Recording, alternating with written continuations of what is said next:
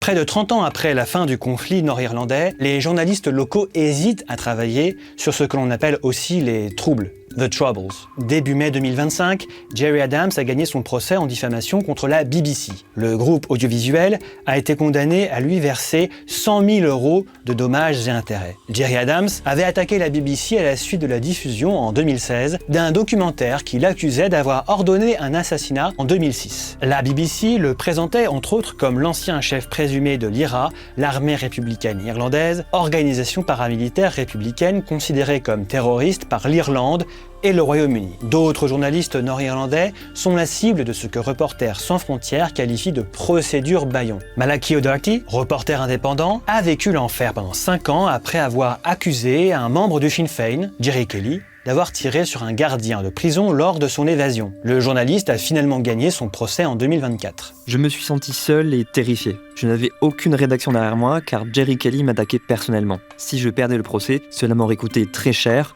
J'aurais pu perdre ma maison.